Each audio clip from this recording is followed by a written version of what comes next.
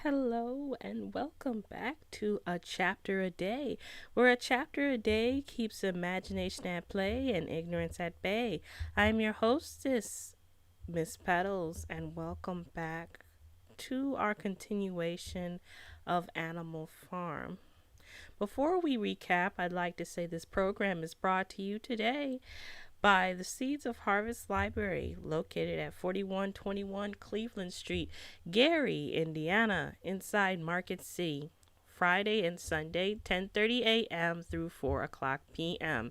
Saturday, 10:30 a.m. through 4:30 p.m.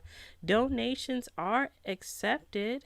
Hardcover books only, please. And you can follow them on social media. We have a Facebook page, YouTube. We have a Instagram, Tumblr, and we are also on Rumble. If you would like to send in any type of donation, please contact the library at seedsofharvestlibrary at gmail.com. That's seedsofharvestlibrary at gmail.com. Well, welcome back, everybody. So we ended the last chapter with Napoleon is still in control and has blamed and demonized Snowball for destroying the windmill. But the windmill, of course, was destroyed by natural causes. And so now there is a reward on Snowball's head or Snowball's body. Well, it's a wanted, kind of like a wanted poster. Anybody who captures Snowball will receive a barrel of apples or, more food, pretty much. So the animals are mostly gung ho with that plan. We also have discovered that Napoleon and the pigs have changed the rules. They are acting more like human beings, which was a no-no for old Major's time and Snowball's time. And the animals are subtly controlled. So far, they are controlled, but it's not blatant yet. But they are controlled by fear under Napoleon with his dogs that he has trained to be some sort of like a bodyguard. Napoleon is walking on two legs, his hind legs, which is a big no-no again. And all the pigs have pretty much moved into the farmhouse and are sleeping in the human's bed, which was also a no-no, but they, as we have seen in the previous chapter, they changed the rules by saying that the animals couldn't sleep in a bed with sheets, which was not, which was a change. But Squealer, who is the pig who tries to change the story and convince these animals to not think or think on their own or question, tells them that it was always so and that all what they thought they knew was just in their heads. So now we are going to read chapter 7 of Animal Farm. I'm excited.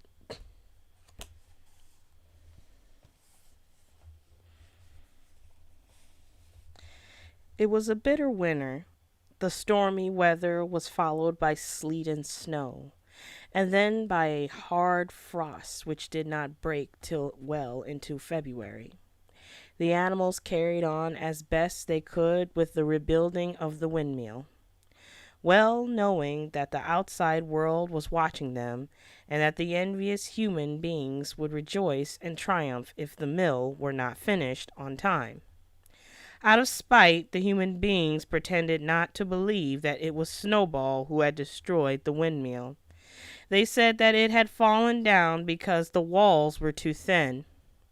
The animals knew that this was not the case. Still, it had been decided to build the walls 3 feet thicker this time instead of 18 inches as before, which meant collecting much larger quantities of stone. For a long time the quarry was full of snowdrifts, and nothing could be done.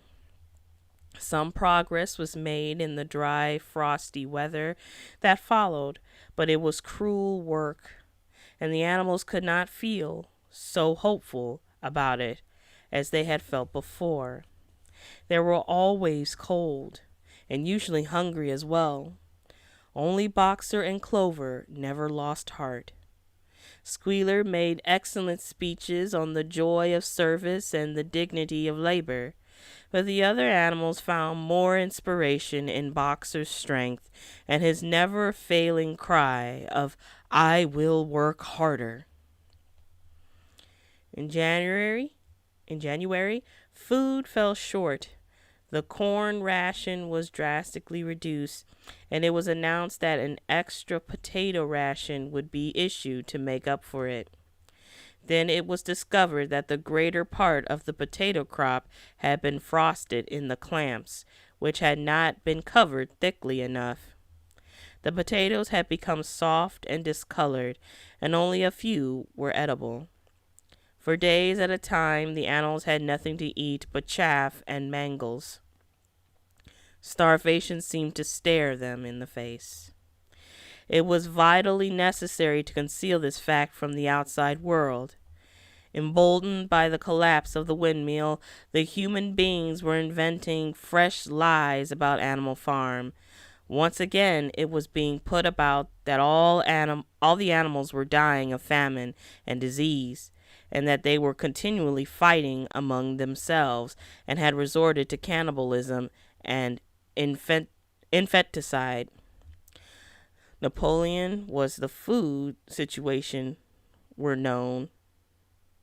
Napoleon was well aware of the bad results that might follow of the real facts of the food situation were known, and he decided to make use of Mr. Whymper to spread a contrary impression. Hitherto, the animals had had little or no contact with Whymper on his weekly visits. Now, however, a few selected animals, mostly sheep, were instructed to remark casually in his hearing that rations that had been increased. In addition, Napoleon ordered the almost empty bins in the store shed to be filled nearly to the brim with sand, which was then covered up with what remained of the grain and meal. On some suitable pretext, Whymper was led through the store shed and allowed to catch a glimpse of the bins. He was deceived, and continued to report to the outside world that there was no food shortage on Animal Farm.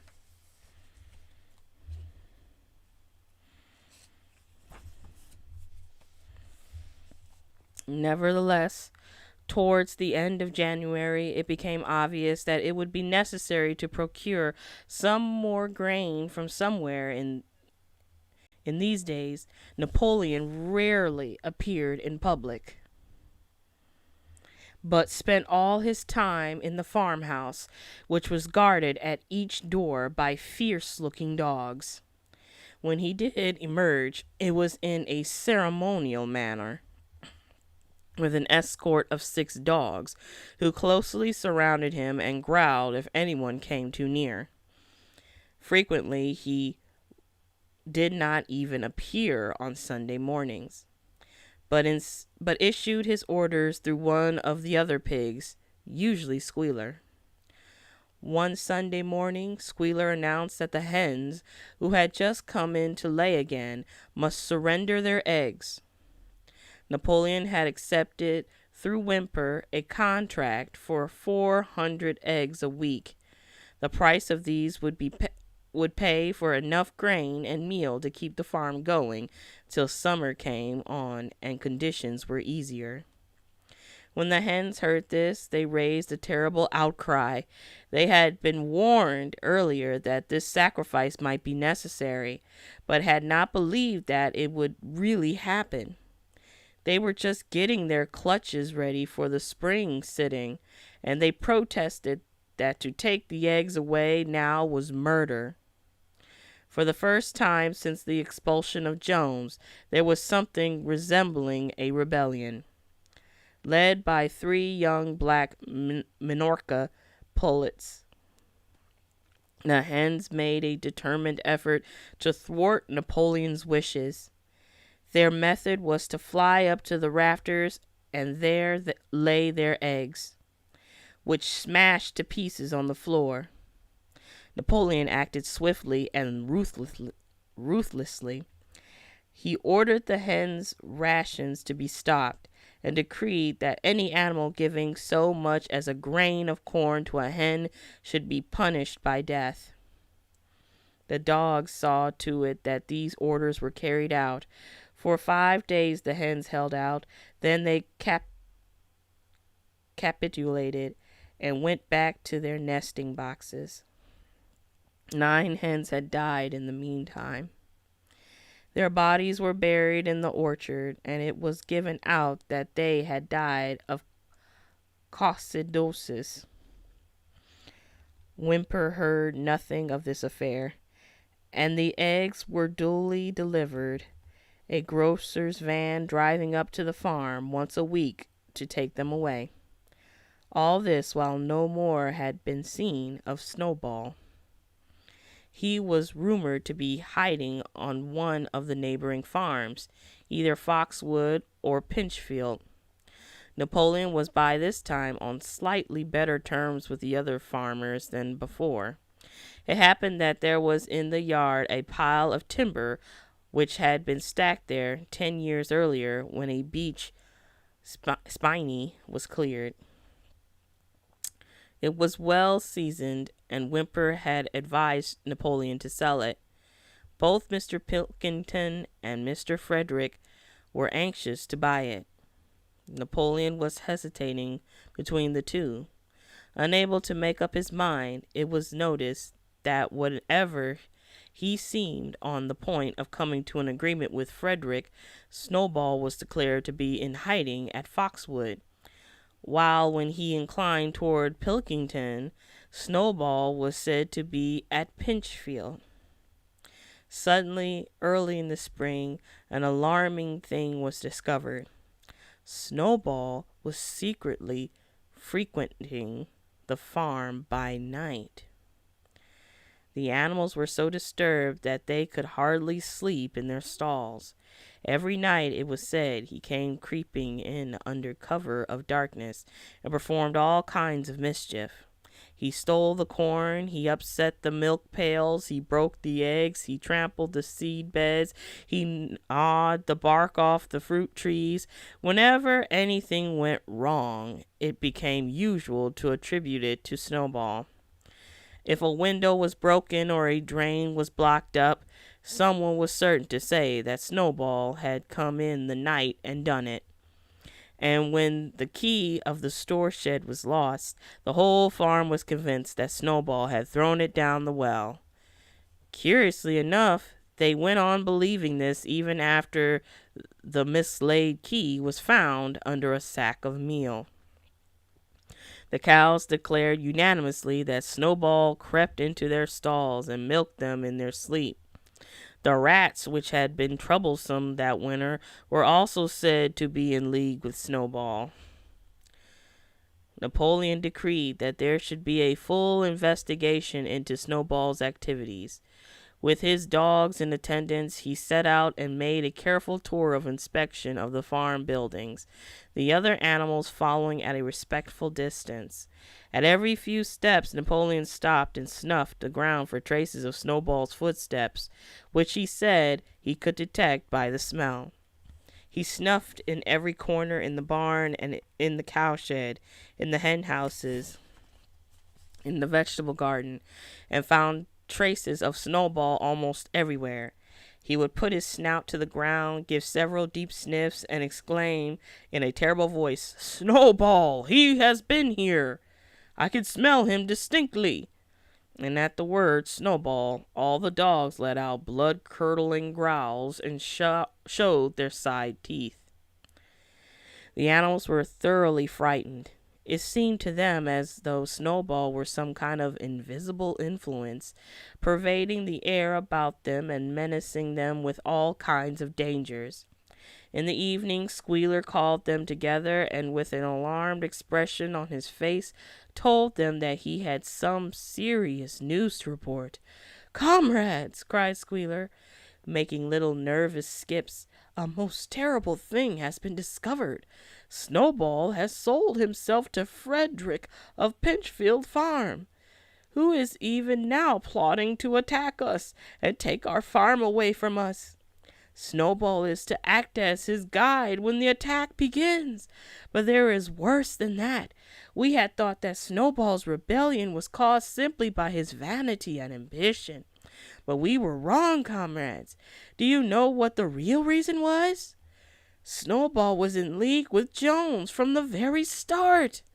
He was Jones's secret agent all the time.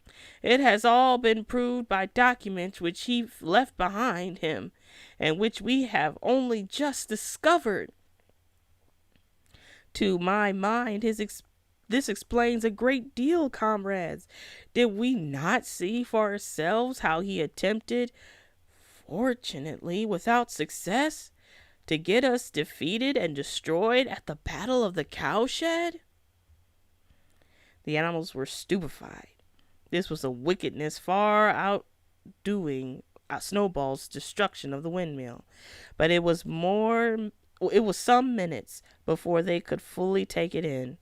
They all remembered, or thought they remembered, how they had seen Snowball charging ahead of them at the Battle of the Cowshed, how he had rallied and encouraged them at every turn, and how he had not paused for an instant, even when the pellets from Jones's gun had wounded his back. At first it was a little difficult to see how this fitted in with his being on Jones's side. Even Boxer, who seldom asked questions, was puzzled.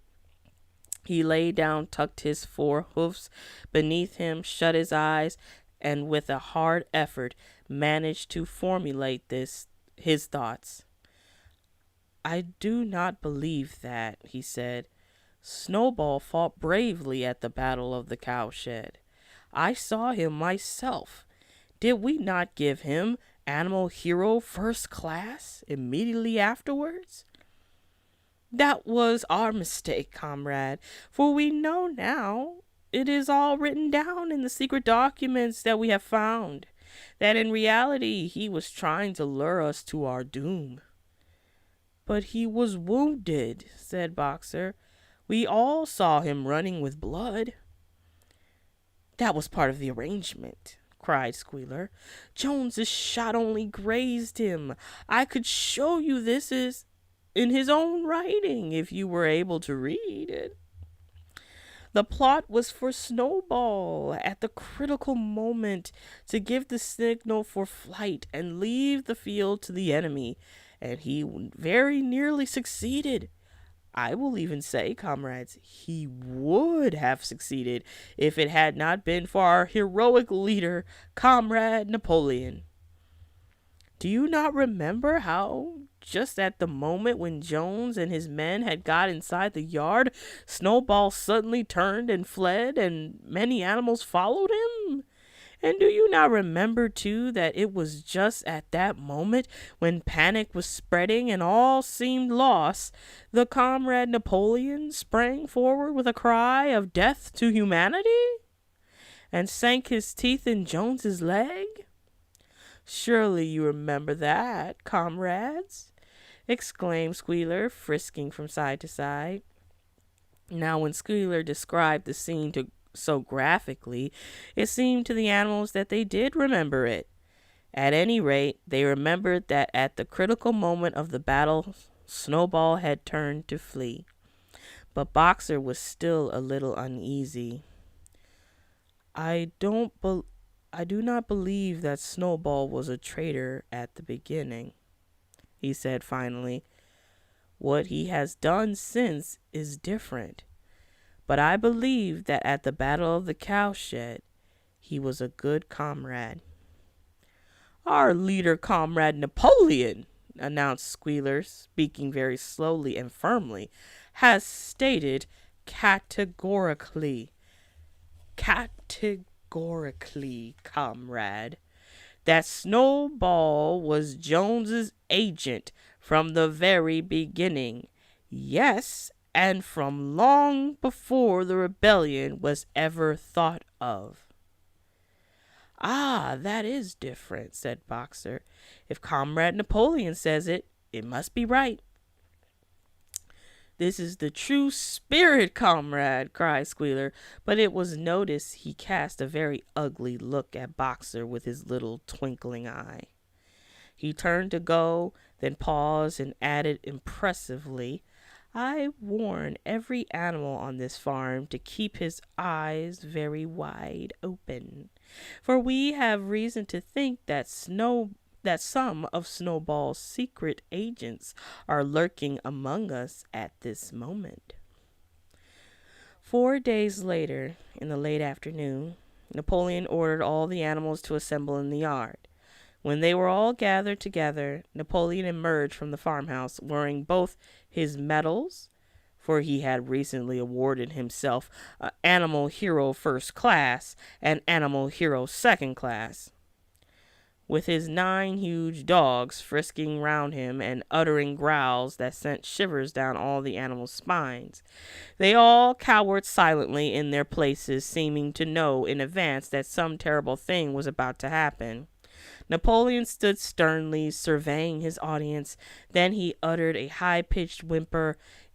Immediately the dogs bounded forward, seized 4 of the pigs by the ear, and dragged them squealing with pain and terror to Napoleon's feet. The pigs' ears were bleeding. The dogs had tasted blood, and for a few moments they appeared to go quite mad. To the amazement of everybody, 3 of them flung themselves upon Boxer. Boxer saw them coming and put out his great hoof, caught a dog in midair, and pinned him to the ground. The dog shrieked for mercy, and the other 2 fled with their tails between their legs. Boxer looked at Napoleon to know whether he should crush the dog to death or let it go. Napoleon appeared to change countenance and sharply ordered Boxer to let the dog go, whereat Boxer lifted his hoof, and the dog slunk away, bruised and howling. Presently the tumult died down. The 4 pigs waited, trembling with guilt written on every line of their countenances. Napoleon now called upon them to confess their crimes. They were the same 4 pigs as had protested when Napoleon abolished the Sunday meetings. Without any further prompting, they confessed that they had been secretly in touch with Snowball ever since his expulsion, that they had collaborated with him in destroying the windmill, and that they had entered into an agreement with him to hand over Animal Farm to Mr. Frederick. They added that Snowball had privately admitted to them that he had been Jones's secret agent for years past. When they had finished their confession, the dogs promptly tore their throats out, and in a terrible voice, Napoleon demanded whether any other animal had anything to confess. The 3 hens who had been the ringleaders in the attempted rebellion over the eggs now came forward and stated that Snowball had appeared to them in a dream and incited them to disobey Napoleon's orders. They too were slaughtered. Then a goose came forward and confessed to having secret 6 ears of corn during the last year's harvest and eaten them in the night. Then a sheep confessed to having urinated in the drinking pool, urged to do this, so she said, by Snowball. And 2 other sheep confessed to having murdered an old ram, an especially devoted follower of Napoleon, by chasing him around and round a bonfire when he was suffering from a cough. They were all slain on the spot.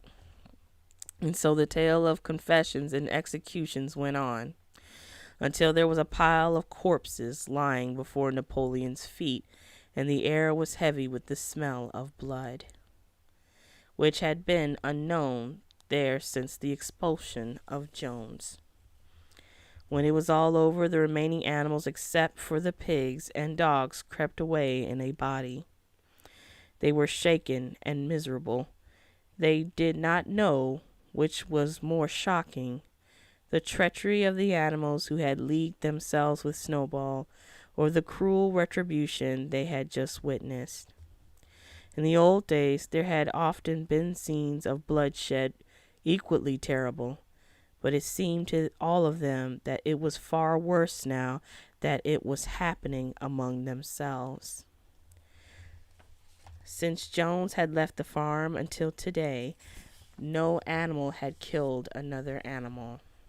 Not even a rat had been killed. They had made their way on to the little knoll where the half-finished windmill stood, and with one accord they all lay down as though huddling together for warmth. Clover, Muriel, Benjamin, the cows, the sheep, and a whole flock of geese and hens.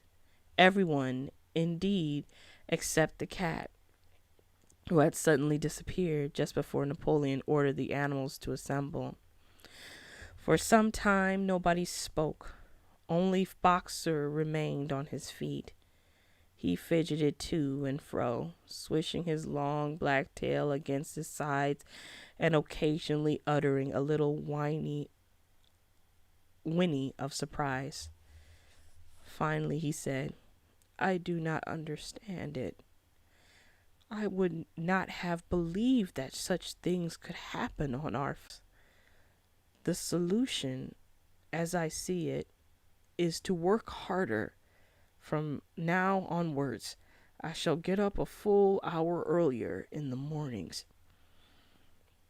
And he moved off at his lumbering trot and made for the quarry. Having got there, he collected 2 successive loads of stone and dragged them down to the windmill before retiring for the night. The animals huddled about Clover, not speaking. The knoll where they were lying gave them a wide prospect across the countryside. Most of Animal Farm was within their view. The long pasture stretching down to the main road, the hayfield, the spinney, the drinking pool, the plowed fields where the young wheat was thick and green, and the red roofs of the farm buildings with the smoke curling from the chimneys. It was a clear spring evening. The grass and the bursting hedges were gilded by the level rays of the sun.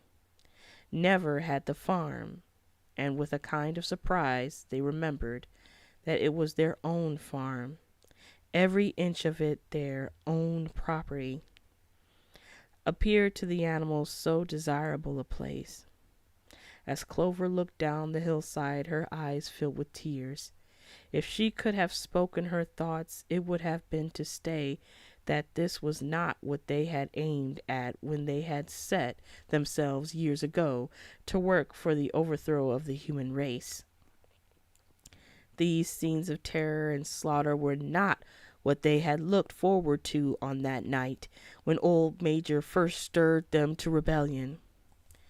If she herself had had any picture of the future, it had been of a society of animals set free from hunger and the whip, all equal, each working according to his capacity. The strong protecting the weak, as she had protected the lost brood of ducklings with her foreleg on the night of Major's speech. Instead, she did not know why. They had come to a time when no one dared speak his mind, when fierce growling dogs roamed everywhere, and when you had to watch your comrades torn to pieces after confessing to shocking crimes. There was no thought of rebellion or disobedience in her mind. She knew that, even as things were, they were far better off than they had been in the days of Jones, and that before all else it was needful to prevent the return of the human beings. Whatever happened, she would remain faithful, work hard, carry out the orders, that were given to her and accept the leadership of Napoleon. But still, it was not for this that she and all the other animals had hoped and toiled. It was not for this that they had built the windmill and faced the bullets of Jones's gun. Such were her thoughts, though she lacked the words to express them. At last, feeling this to be in some way a substitute for the words she was unable to find, she began to sing Beast of England. The other animals sitting round her took it up, and they sang it 3 times over, very tunefully, but slowly and mournfully, in a way they had never sung it before.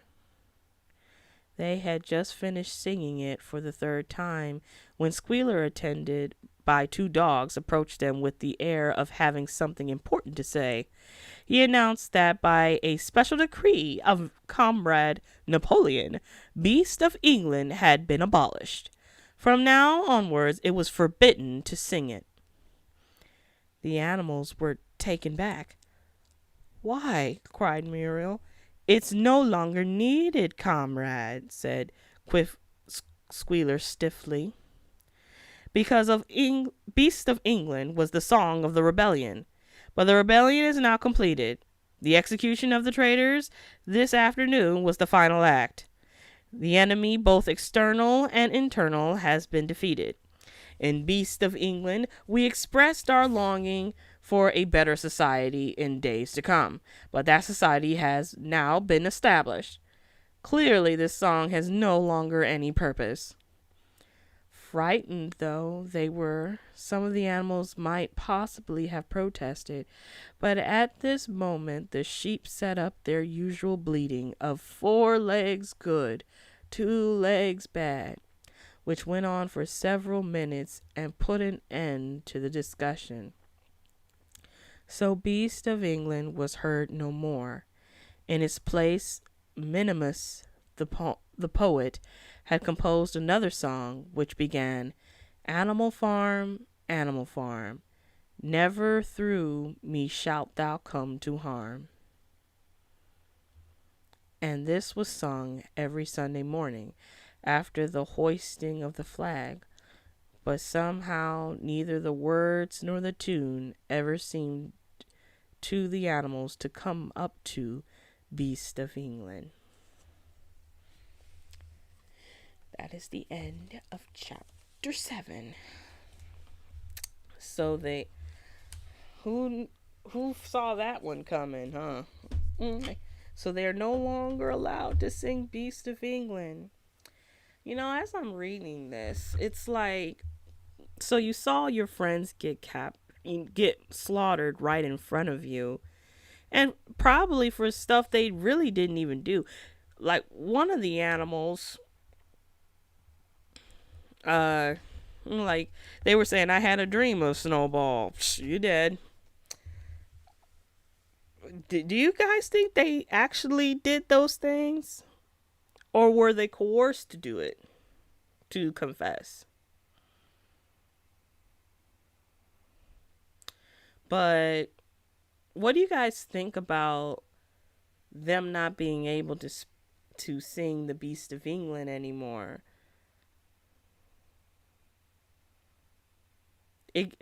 I personally believe it's because it gave the animals hope, and Napoleon loves his reign so much he doesn't want another rebellion to happen. So that was the song of the rebellion. The supposed rebellion is over. Like, you're not allowed to sing it anymore.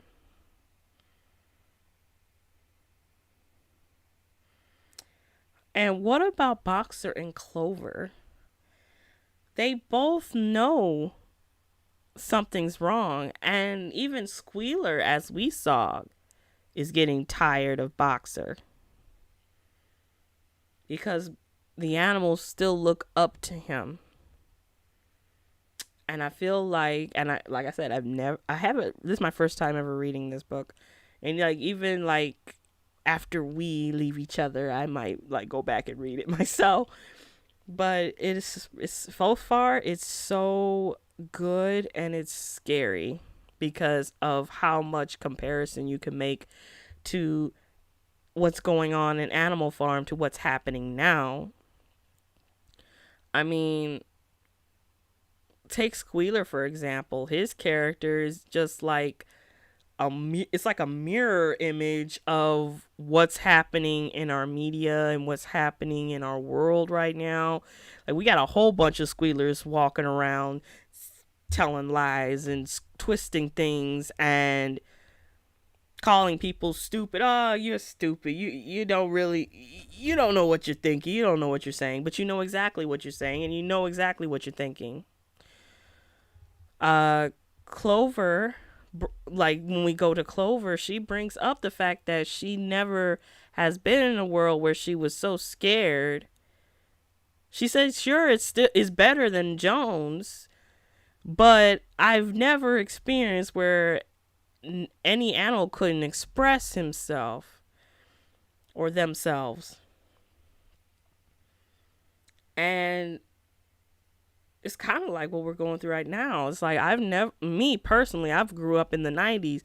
I've never experienced so much censorship and so much fear of speaking your mind as today. And back then you could say whatever you want pretty much, and you would get away with it. Now sometimes that wasn't a good thing, but there was words that we could say back then in the 90s that you can't say now, or people will, cancel you. Or I've never even experienced a cancel culture till now. Like, for real. Like, it's scary. It's scary. And just like how Clover is feeling, she realizes that she has this whole farm. This whole farm is hers and every other animal's farm, their own personal farm, and yet they are in fear.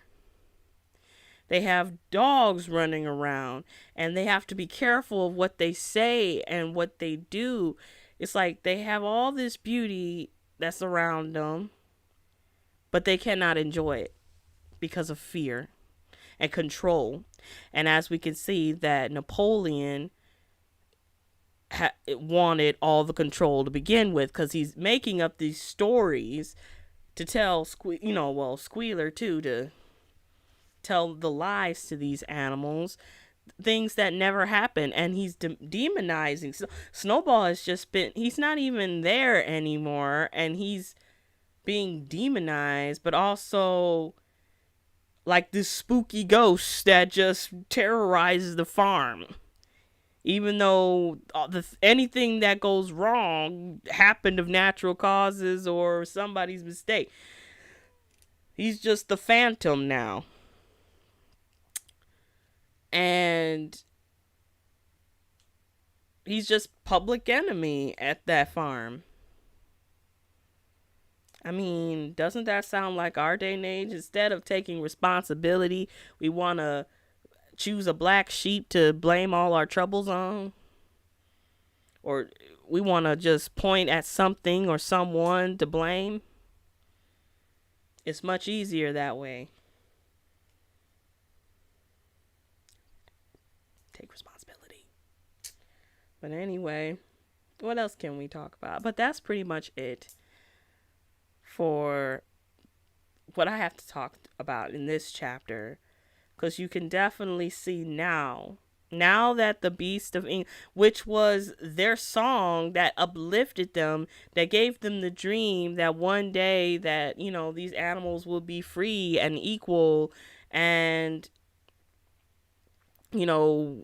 overthrow the human race, but they would be better than the human race. But now they are not allowed to sing that song anymore. Pretty disturbing. And pretty shocking as well. And once again, when we talk about Boxer's character, he knows something is wrong. He sees that what happened to those animals right in front of him was wrong. But yet he says, he thinks the answer is if I just work hard, if I just focus on the task at hand, it'll all go away. I feel like that's what he's thinking. But he doesn't realize that even when we saw that part where it said that Squealer gave him an ugly look, an evil look, he's making himself a target. If I'm making any sense, having a good hard worker like him is dangerous, especially in that type of environment. If all the animals are looking to you, because they are, a boxer, they're looking at him because he's hardworking, he never gives up, he always does the task at hand. People like that on Animal Farm are dangerous. And if you have somebody like Napoleon and Squealer at that farm, you next. Because what was Snowball's crime? All he wanted to do was bring electricity to the farm, so the farm animals could enjoy it. All the farm animals, that was the only crime that he did. So until next time, this is Miss Petals saying a chapter a day keeps ignorance at bay and imagination at play. We'll see you all tomorrow.